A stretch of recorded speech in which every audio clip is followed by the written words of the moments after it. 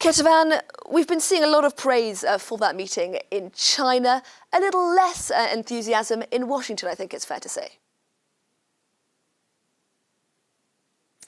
Definitely, this was considered and characterized as a straightforward talk, a healthy debate, but no breakthrough. And why no breakthrough? Because the White House says they were not expecting any breakthroughs from this meeting. This was not the goal of the meeting. It was not about trying to ease tensions, trying to solve any problems. It was more about airing those differences out, about having Joe Biden and Xi Jinping speaking candidly and directly to each other so that each of the two countries and the two leaders knew exactly what the other one was thinking. The goal, of course, being, according to the White House, to avoid any unintentional conflict, any misunderstanding that could lead to that unintentional conflict.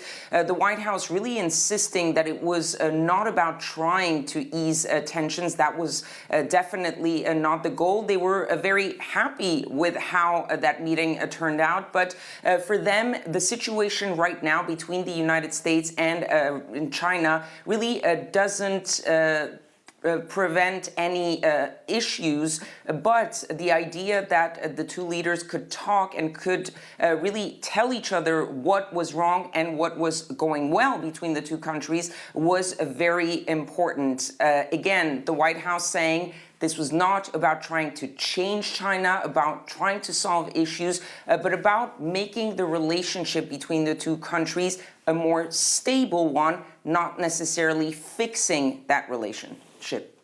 And if we needed a reminder that there is still a fair bit of tension between the two countries, there's a lot of talk in the US media today about the possibility that Joe Biden may choose to stage a diplomatic boycott of the Winter Olympics in China. Tell me more about that, Ketavan.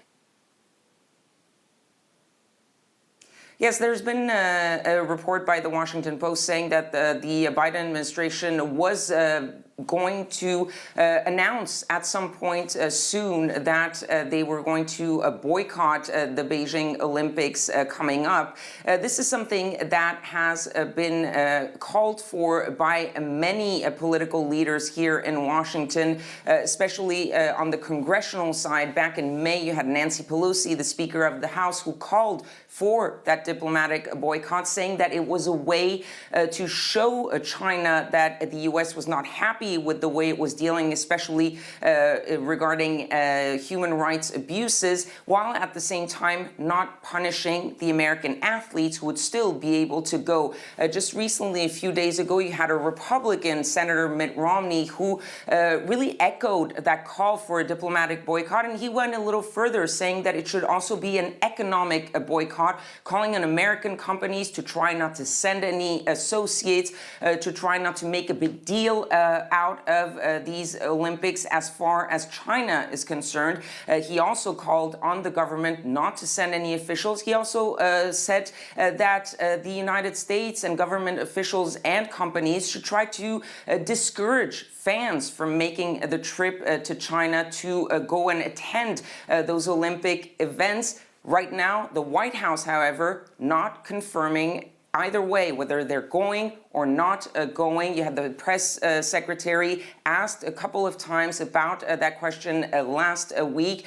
She refused to answer one way or the other. Just after the meeting between Joe Biden and Xi Jinping, a senior administration official said that the question didn't even come up in the meeting. And just today, I asked a senior administration official if there was any movement on that front. No further information on the U.S. position regarding the U.S. Olympics, for now at least. Ketavan in Washington.